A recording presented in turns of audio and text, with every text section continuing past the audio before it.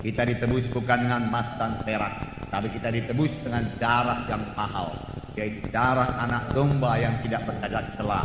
Kita ditebus oleh darah Yesus. Biarlah kita bersyukur, biarlah kita berterima kasih dan berhentinya kepada Tuhan atas anugerah karunia Tuhan yang begitu limpah.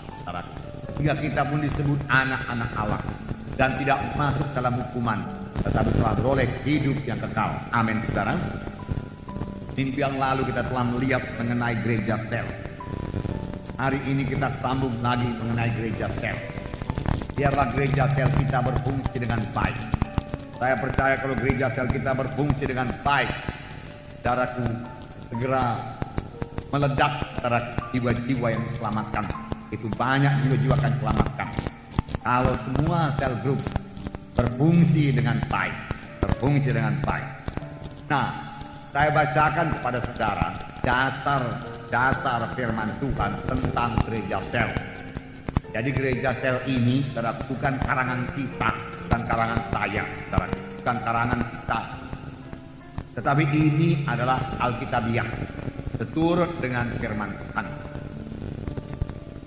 Yang pertama dasarnya yaitu Tuhan Yesus memilih 12 orang murid. Tuhan Yesus tidak memilih 100 orang murid. Tuhan Yesus tidak memilih 1000 orang murid. Walaupun yang mengikuti dia ada kalanya sampai 5.000 orang lebih, bahkan sampai 20.000. Banyak penafsir mengatakan. Tetapi dia memilih 12 orang muridnya untuk dijadikan murid, untuk bersama-sama dengan dia. Tertulis dalam Markus pasal 3 13 sampai 15. Saya membacakan kepada saudara. Kemudian naiklah Yesus ke atas bukit. Ia memanggil orang-orang yang dikehendakinya, dan mereka pun datang kepadanya. Ia menetapkan 12 orang untuk diutusnya memberitakan Injil dan diberinya kuasa untuk mengusir setan. Puji Tuhan. Tuhan naik ke atas bukit. Ia memanggil orang-orang yang dikehendakinya. Ia menetapkan 12 orang. Bukan pula 20 orang, 12 orang. Itulah dia kehendak Tuhan Yesus memuridkan 12 orang. Kalau kita dalam hidup kita ini saja pun sanggup memuridkan 12 orang, sehingga mereka semua mengerjakan pekerjaan Tuhan sama seperti murid-murid Yesus, saudara sudah berhasil, saudara. Tetapi firman Tuhan berkata pekerjaan-pekerjaan yang dikerjakan akan kamu kerjakan. Bahkan pekerjaan yang lebih besar daripada ini akan kamu kerjakan. Sebab aku pergi kepada Bapa. Tapi biarlah kita genap dahulu 12 orang murid, barulah kita naik lebih banyak lagi. Amin, saudara.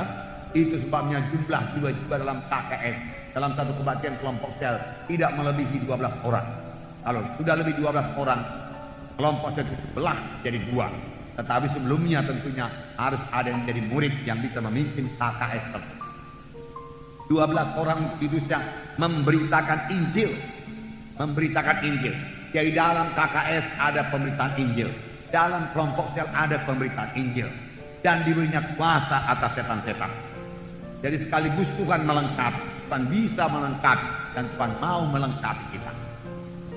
Tuhan Yesus kemudian memakai sebagian besar waktunya untuk 12 murid ini. Walaupun tujuannya untuk menyelamatkan seluruh dunia.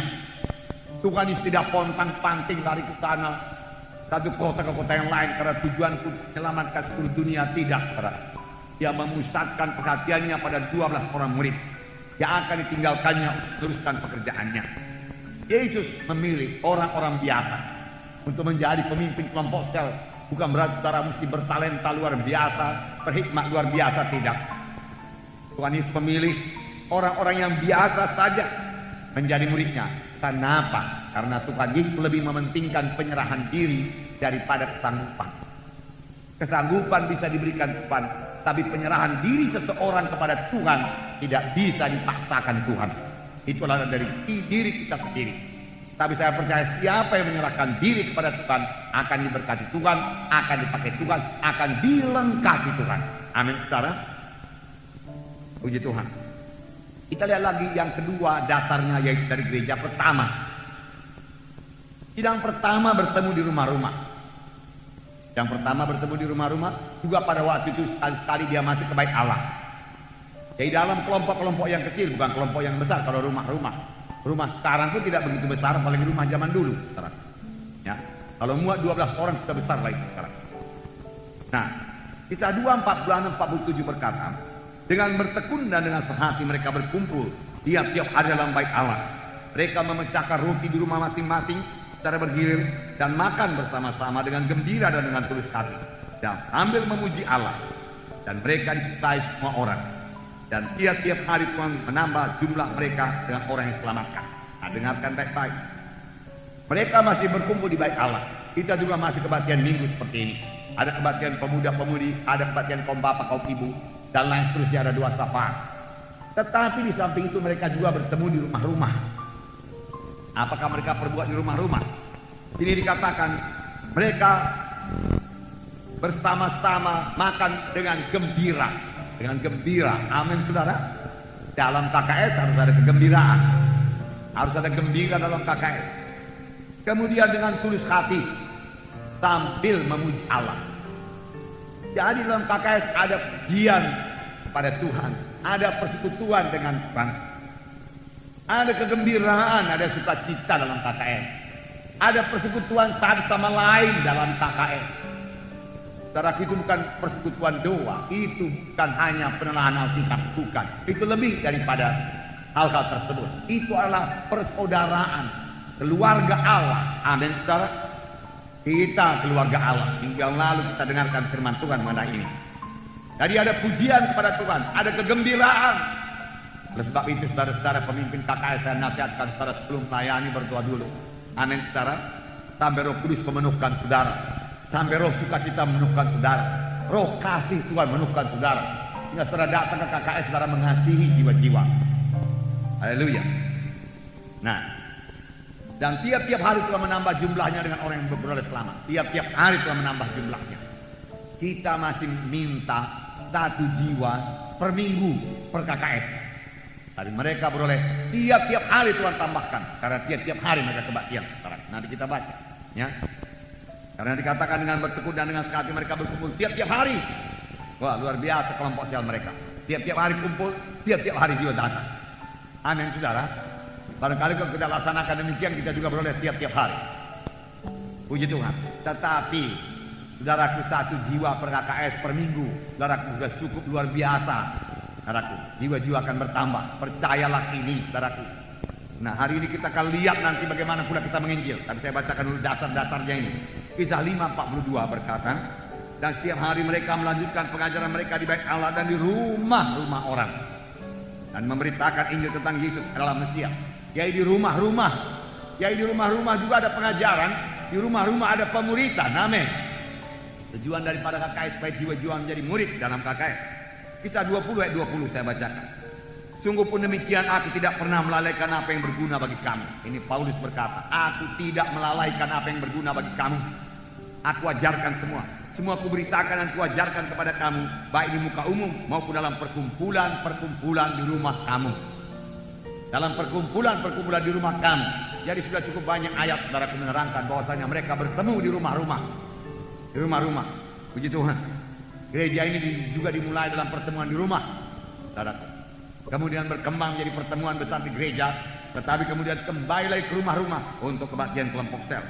Roma 16 ayat 3 dan 5 berkata, sampaikan salam kepada Priska dan Aquila, teman-teman sekerjaku dalam Kristus Yesus. Salam juga kepada jemaat di rumah mereka. Jadi ada jemaat di rumah Aquila dan Priscilla. Ada jemaat, puji Tuhan, di daerah Aquila dan Priscilla diberkati Tuhan. Karena mereka menampung sidang Tuhan di rumahnya. Lalu dalam rumah itu hadir Roh Kudus, hadir kuasa Tuhan.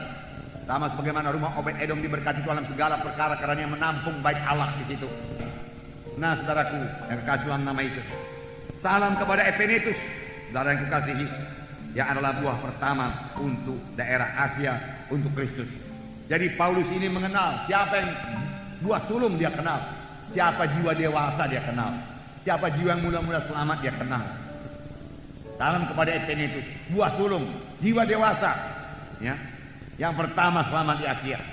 Pemimpin KKS harus mengenal semua anggotanya, mana bayi-bayi rohani, mana anak-anak, mana yang sudah dewasa. Yang anak-anak dijadikan bertambah besar. Menjadi anak muda lah kita katakan. Yang anak muda jadikan saudaraku menjadi jiwa dewasa. Sehingga dia bisa berumah tangga secara rohani. Yaitu dia bisa membentuk rumah tangga yang berarti membentuk KKS yang baru.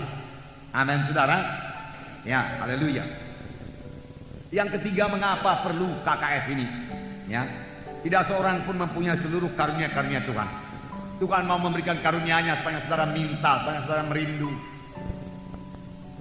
Saudara bayarlah harganya dengan banyak berdoa, banyak berdoa, banyak berdoa, banyak berdoa. Rindu untuk melayani jiwa-jiwa, rindu untuk memberkati sidang Tuhan.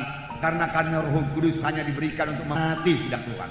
Untuk kepentingan bersama, firman Tuhan berkata. Tuhan tidak memberikan karunia-karunia Roh Kudusnya kepada jiwa-jiwa yang tidak bersekutu dengan Tuhan, yang kurang peka kepada Tuhan. Sebab dalam menjalankan karunia-karunia Roh Kudus kita harus mendengar suara Tuhan. Untuk itu perlu persekutuan dengan Tuhan, perlu persekutuan yang dicapai dengan doa kepada Tuhan, doa kepada Tuhan. Tetapi tidak ada seorang pun punya 9 karunia. Hanya Tuhan Yesus yang punya seluruh karunia-karunia Roh Kudus. Kepada seorang dikaruniakan karunia menyembuhkan, yang lain karunia nubuat, yang lain karunia mengartikan makna nubuat, karunia hikmat, dan seterusnya. Tetapi kalau itu digabung maka itu menjadi lengkap. 1 Korintus 12 ayat 4 dan ayat 7 dan ayat 12 dan ayat 27. Saya bacakan kepada saudara. Ada rupa-rupa karunia tetapi satu roh. Banyak karunia tapi Roh Kudus yang mengerjakan. Tetapi kepada tiap-tiap orang dikaruniakan pernyataan roh untuk kepentingan bersama, untuk kepentingan sidang. Saudara berbahasa roh untuk kepentingan sidang. Saudara beroleh karunia hikmat untuk kepentingan sidang. Saudara beroleh karunia nubuat untuk kepentingan sidang. Tuhan mau memberikan. Lalu untuk kepentingan saudara sendiri, Tuhan tidak memberikan. Tuhan memberikan karunia menyembuhkan bagi saudara, bukan supaya saudara dapat nama besar, jadi penginjil besar, pendeta besar. Saudara itu akan membawa kepada keruntuhan saudara sendiri. Tetapi untuk menolong jiwa-jiwa. Memang saudara terbeban buat jiwa-jiwa yang sakit. Ah Tuhan, kasihan kali dia sakit Tuhan. Kalau boleh aku yang menanggung penyakitnya. Itu yang dikatakan saudaraku Kathryn Kuhlman selalu. Berikan aja penyakitnya sama aku Tuhan supaya dia sembuh. Dia mau menanggung penyakit orang lain. Tapi Tuhan berkata kepada yang tidak perlu engkau tanggung Kathryn Kuhlman, aku sudah menanggungnya. Aku hanya memberikan kepadamu karunia menyembuhkan. Lalu dia meletakkan tangan, penyakit sembuh, meletakkan tangan, penyakit sembuh, meletakkan tangan, penyakit sembuh, meletakkan tangan, penyakit sembuh. Amin saudara. Dan sampai sekarang Tuhan Yesus tidak berubah. Dia masih menyembuhkan. Dan dia memakai sidangnya, memakai gerejanya. Dahulu waktu Tuhan Yesus di bumi ini, dia memakai tubuhnya untuk melayani, untuk letakkan tangan pada orang sakit, orang sembuh. Sekarang dia memakai tubuhnya juga, anggota tubuhnya, yaitu saudara dan saya. Amin saudara. Jadi Tuhan mau memakai saudara, mau memakai saya. Sepanjang saudara mau membayar harganya dengan hidup suci, menyangkal diri, dan banyak bersekutu dengan Tuhan. Amin saudara. Itu perlu penyangkalan diri. Bayar harganya saudara. Karena sama seperti tubuh itu satu dan anggota-anggotanya banyak. Dan segala anggota itu sekalipun banyak merupakan satu tubuh. Demikian pula Kristus. Banyak anggota tubuh Kristus, saudaraku. Kitalah anggota-anggota tubuhnya. Kamu semua adalah tubuh Kristus dan kamu masing-masing adalah anggotanya. Jadi ada tempat saudara dalam tubuh Kristus. Saudara sudah dipilih, saudaraku, ada tempat dalam tubuh Kristus. Berarti ada pelayanan dalam tubuh Kristus. Tidak ada satupun anggota tubuh saya ini yang bebas daripada pelayanan. Semua melayani. Amin saudara. Semua melayani. Nah, itu dasarnya. Yang sekarang saya mau terangkan lagi kepada saudara bagaimana menginjil dalam kelompok sel. Supaya penginjilan kita berhasil. Berhasil membawa satu jiwa, satu KKS, satu minggu. Satu jiwa tiap-tiap KKS dalam tiap-tiap minggu. Nah, ini harus melibatkan semua anak Tuhan, bukan sebahagian. Inilah bedanya saudaraku dengan gereja tradisi. Kalau gereja tradisi, kalaupun ada penginjilan, hanya pendeta saja yang bawa Injil, hanya guru agama, hanya penginjil, hanya pelayan-pelayan Tuhan yang mendapat gaji dari gereja, saudaraku. Mereka saja mengerjakan pekerjaan Tuhan yang menginjil. Tetapi dalam kelompok sel, terlebih dalam kebaktian kelompok sel, dalam rumah itu semua ambil bahagian.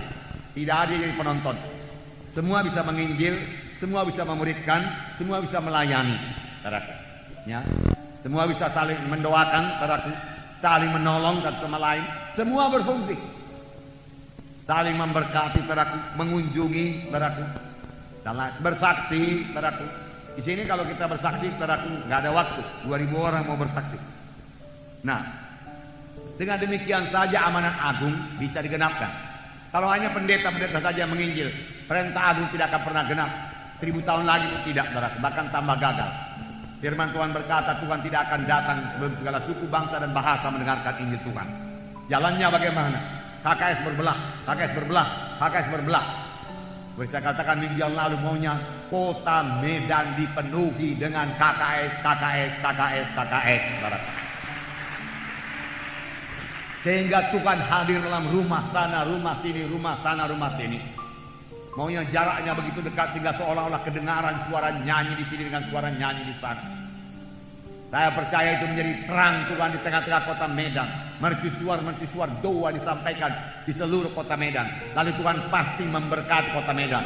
Roh Kudus pasti dicurahkan untuk kota Medan, saudara.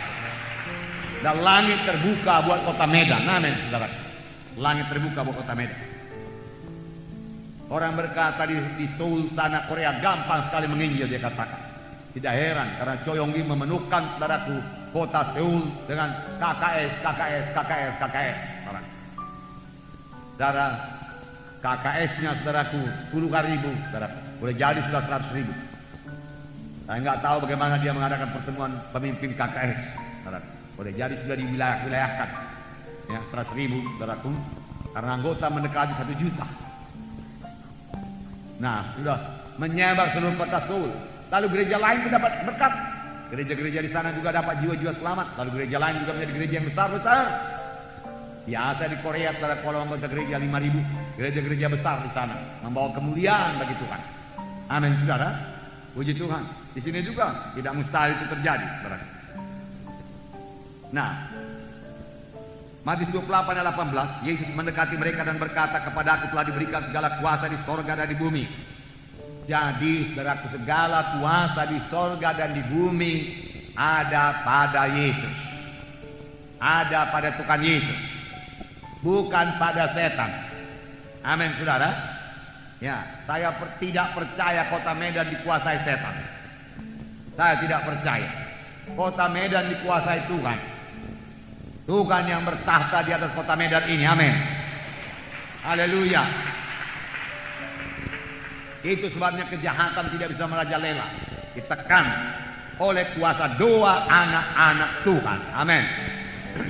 Kalau kita berdoa, Roh Kudus akan bertambah-tambah berkuasa di kota Medan.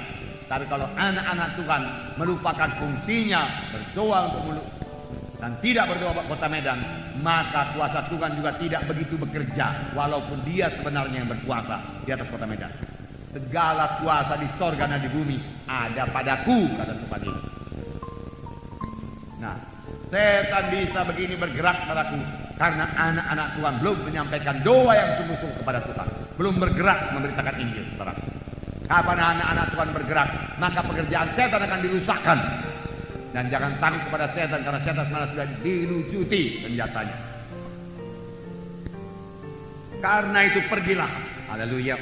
Firman Tuhan berkata, pergilah, pergilah, pergilah. Bergeraklah, bergeraklah, bergeraklah, bergeraklah. Saudara mau memiliki KKS yang maju, bergeraklah, bergeraklah, bergeraklah, bergeraklah. Pergilah mengunjungi, pergilah mengunjungi. Jadikan sekalian bangsa muridku. Bukan menjadi petobat saja, bukan bertobat saja, bukan berdamai saja. Jadi murid, jadi murid, jadi murid, jadi murid. Amin. Jadikan sekalian bangsa muridku. Tuhan Yesus tidak berkata, jadikan mereka percaya kepadaku, jadikan mereka itu muridku. Dan baptislah mereka dalam nama Bapa dan Roh Kudus. Kita juga membaptis mereka. Tanggal 5 ini ada baptisan, saudaraku, di Jalan Pancing. Saudara paham, saudara? Di Jalan Pancing. Tidak di Medan Kota, karena Medan Kota lagi renovasi, saudara. Baptislah mereka dalam nama Bapa, Anak, dan Roh Kudus, dan ajarlah mereka itu melakukan segala sesuatu yang perintahkan kepadamu. Ketahuilah aku menyertai kamu senantiasa sampai kepada akhir zaman. Ajarlah mereka itu. Jadi ada mengajar mereka lagi. Dalam KKS ini semua dilaksanakan. Yohanes 15 ayat 16. Bukan kamu yang memilih aku yang memilih kamu. Tuhan yang memilih saudara. Amin, saudara. Saudara selamat, saudaraku, bukan karena saya memilih saudara. Tuhan yang memanggil saudara. Jalannya macam-macam. Ada melalui penyakit, ada melalui sukacita. Ya, dia sukacita, dia bertemu dengan anak Tuhan bersaksi, dia bawa pada kebatian. Dan saudara selamat di sini. Inilah dia rumah saudara. Amin. Inilah tempat saudara kebaktian. Amin. Inilah tudungan saudara. Inilah keluarga rohani saudara. Amin. Karena Tuhan memilih saudara di sini. Bertumbuhlah di sini sampai kepada maksud Tuhan. Dan aku telah menetapkan kamu. Ini berlaku bagi kita semua. Dia tidak berkata aku telah menetapkan kamu para pendeta. Enggak. Semua anak-anak Tuhan ditetapkan Tuhan untuk apa? Supaya kamu pergi dan menghasilkan buah. Dan buahmu itu tetap. Supaya apa yang kamu minta kepada Bapa dalam namaku diberikannya kepadamu. Ya. Supaya kamu pergi. Barangkali saudara tidak bisa pergi jauh-jauh. Pergi kepada keluarga-keluarga. Rumah tangga sekitar KKS saudara begitu dekat. Pergi. Waktu saya membaca ini saya tegurkan Tuhan, saudaraku. Ya, saya tidak begitu banyak pergi pada tahun ini, saudaraku. Ada bangunan, saudaraku. Tetapi saudaraku tidak bisa menjadi alasan. Saudara, tidak bisa.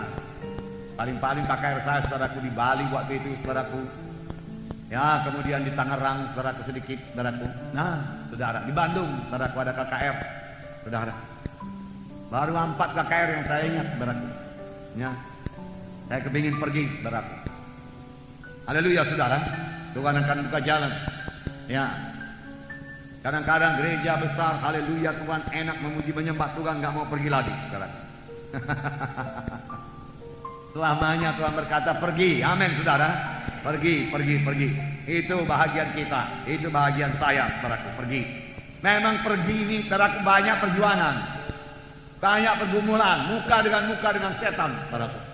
Jadi harus berjaga-jaga dan berdoa. Nah, saudara, tapi membawa jiwa-jiwa kepada keselamatan, saudara. Itu pekerjaan yang besar yang dikehendaki Tuhan, yang membawa sukacita kepada Tuhan. Saya sebagai hamba Tuhan harus membuat Tuhan bersukacita. Dan kalau Tuhan bersukacita, saya pun bersukacita. Amin, saudara. Puji Tuhan. Nah, saudara boleh ikut kalau saya pergi, saudara. Haleluya. Yohanes 4:35-37. Bukankah kamu mengatakan 4 bulan lagi tibalah musim menuai? Tapi aku berkata kepadamu, lihatlah sekelilingmu, pandanglah ladang-ladang yang sudah menguning untuk matang, untuk dituai. Ladang-ladang sudah matang, ladang-ladang sudah menguning. Amin, saudara.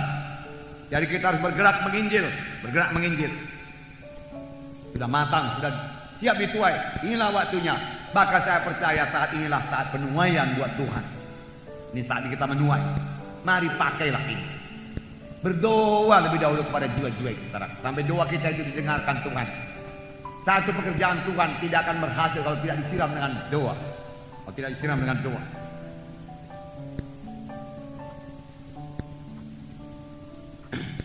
Satu Petrus 1:18-19. Sebab kamu tahu bahwa kamu telah ditebus dari cara hidupmu yang sia-sia, yang kamu warisi dari nenek moyangmu itu, bukan dengan barang yang fana, bukan pula dengan perak atau emas, melainkan dengan darah yang mahal, yaitu darah Kristus yang sama seperti darah anak domba yang tidak bernoda dan tidak bercacat. Inilah yang menebus saya. Mahal. Tuhan Yesus mencurahkan darahnya, memberikan nyawanya bagi saya. Itu yang saya pikirkan. Demikian juga hendaknya saudara berpikir demikian. Jadi mahal keselamatan itu dibayar oleh Tuhan Yesus. Walaupun saudara memperolehnya dengan cuma-cuma, dengan karunia Tuhan saja. Tapi Tuhan mau supaya saudara menghargakan karunia Tuhan tersebut. Menjaga keselamatan saudara jangan lucut lagi. Dengan menyangkal diri, saudara, dengan menyangkal diri. Dengan menolak dosa, dengan menolak setan yang menggoda. Dengan mematikan semua kehendak daging ini, kehendak daging ini, kehendak daging ini. Kecemaran, hawa nafsu, percabulan, perkelahian, pertentangan, kemarahan, geram, dan lain sebagainya. Matikan semua, jangan pelihara itu. Balas dendam, kepahitan, buangkan semua. Supaya saudara hidup terus, hidup sampai ke surga. Amin. Karena barang siapa hidup menurut kehendak daging, dia tidak mewarisi kerajaan surga. Dengan darah yang mahal, yang seperti darah anak domba yang tidak bernoda, tidak bercacat. Sudah ditebus, dicuci bersih. Lalu itu sudah selesai dilakukan Tuhan Yesus, maka keselamatan itu anugerah Tuhan saja.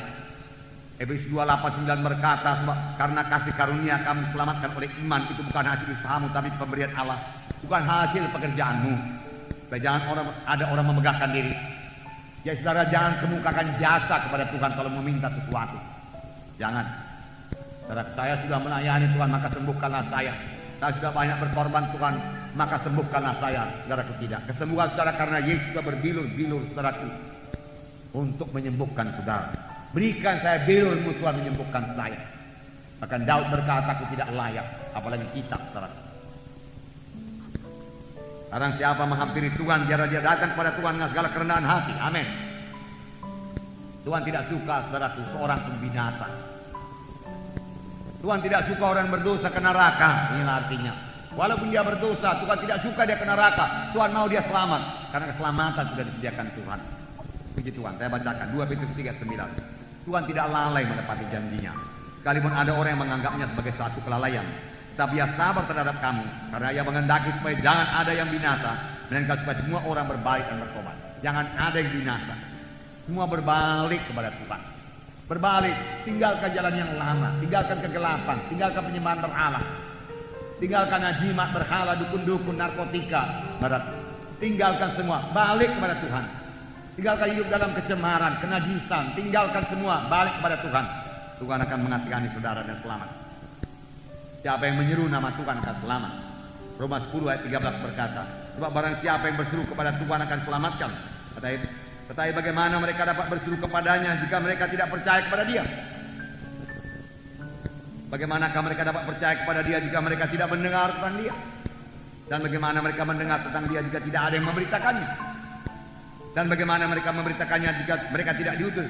Seperti ada tertulis, betapa indahnya kedatangan mereka membawa kabar baik. Itu sebabnya kita perlu masuk gereja lokal, masuk kelompok sel, supaya kita bisa diutus untuk memberitakan Injil. Lalu jiwa-jiwa terhadap mendengarkan Injil Tuhan. Lalu jiwa-jiwa terhadap percaya kepada Tuhan. Lalu dia berseru kepada Tuhan, dia pun selamat. Bagaimana mereka berseru kalau mereka belum percaya?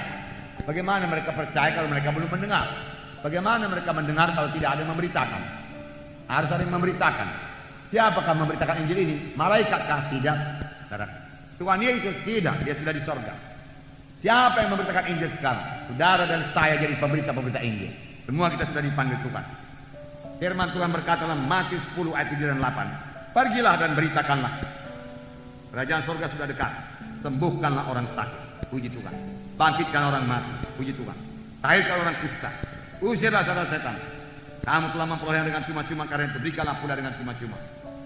Perhatikan ini saudaraku. Pergilah dan beritakanlah. Pergilah dan beritakanlah. Pergilah dan beritakanlah. Pergilah dan beritakanlah. Amin saudara. Kita harus pergi dan memberitakan Injil. Dan kita memberi buah kepada Tuhan, melaksanakan kehendak Tuhan. Kemudian dikatakan sembuhkan orang sakit. Bagaimana caranya saudara berkata menyembuhkan orang sakit? Saudara bisa meletakkan tangan untuk orang sakit, dan firman Tuhan berkata orang itu akan sembuh. Bukan saudara yang menyembuhkan, Tuhan yang menyembuhkan. Amin.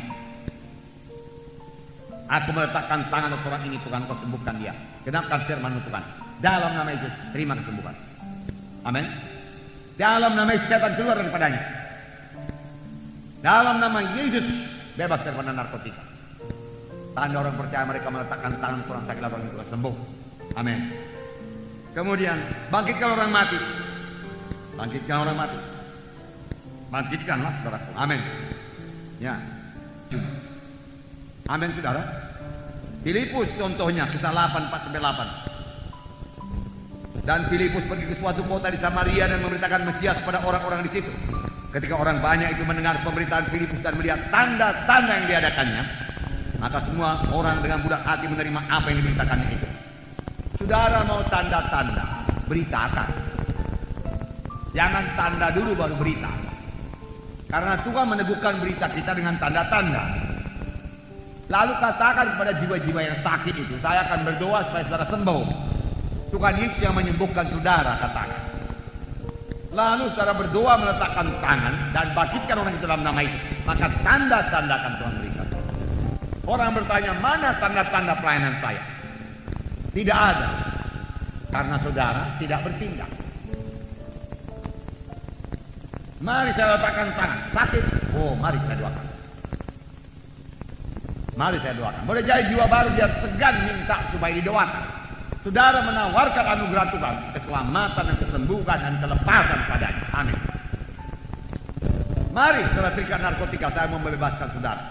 Saya akan meletakkan tangan dan Tuhan bebaskan saudara. Maka tanda akan menyertai. Amin saudara.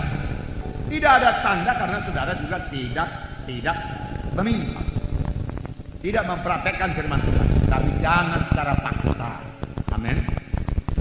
Nanti saudara mengunjungi jiwa-jiwa yang sudah saudara doakan sungguh-sungguh, boleh jadi 1 minggu saudara berdoa buat jiwa tersebut, tapi kelihatannya dia sama sekali tidak menerima Injil Tuhan. Tidak apa-apa. Jangan paksakan memberitakan Injil Tuhan kalau mereka tidak mau. Amin. Tunggu kesempatan yang lebih baik. Berita Injil bukan secara paksaan. Nanti Tuhan akan membuka jalan. Dan kalau saudara sudah mengunjungi dia, walaupun pada kunjungan itu tidak terjadi pemberitaan Injil, paling tidak saudara sudah bersahabat dengan dia. Jangan lupa tadi firman Tuhan berkata, mereka disukai oleh semua orang. Mereka disukai oleh semua orang. Saudaraku, semalam saya mendengar cerita. Saudara, ada satu jiwa di KKS, bukan di KKS, di Jalan Sumatera kematian. Dia juga masuk KKS. Dia sekelumpuh laki-laki. Kalau saya tidak salah umurnya mungkin kira-kira 50-an, 60 tahun. Saudara, lalu apa diperbuat Poisim ini? Poisim, saudara tahu, manajer saudaraku Glove Factory, buruhnya juga lebih 1.000 orang. Ya. Tiap sore pulang dari kantor, dia singgah di rumah orang tersebut yang lumpuh itu. Saudara, yang keadaan ekonominya jauhlah di bawah Poisim ini. Dia mandikan, dia lap, dia ganti baju, lalu dia ajak berdoa, dia letakkan tangan, dia pulang tiap hari. Famili-familinya heran semua melihat. Kita harus mengasihi jiwa-jiwa karena Tuhan Yesus mengasihi jiwa-jiwa. Sebenarnya pada waktu kita selamat, Tuhan mengubahkan hati kita dari mengasihi diri sendiri dan mengasihi orang lain. Ini dia kurang mampu dan kita rindu keselamatan mereka. Dia tunjukkan itu roh yang benar. Amin, saudara. Kalau itu belum terjadi, sebenarnya itu sudah ada lama heran. Tidak hanya dibunuh oleh kehendak manusia, kehendak daging. Dia mandikan, dia lap, dia ganti baju, saudara. Jadi pada hari kebaktian kelompok saya tanpa memberitakan Injil, jangan yang berkhotbah. Tetapi saya yakin kalau dia ajak nanti 20 menit cukuplah untuk menerangkan firman Tuhan yang disampaikan pada hari ini, jalan Tuhan dan bagaimana mempraktekkan. Banyak cara memberitakan Injil, mohon hikmat daripada lalu dalam fellowship tanyalah saya jiwa-jiwa. Biar kalau kita jadi Kristen suka jadi benci orang selamat. Memang siapakah familimu yang belum selamat? Banyak. Siapakah keluarga-keluarga di rumah ini yang orang Parisi di sekitar rumah ini kan dia belum selamat. Rumah tangga yang tidak mau ada di sekitar mereka. Siapa? Supaya kita doakan banyak yang bukan dikunjungi terus. Kalau dia jalan kaki didoakan paling sedikit 1 minggu didoakan.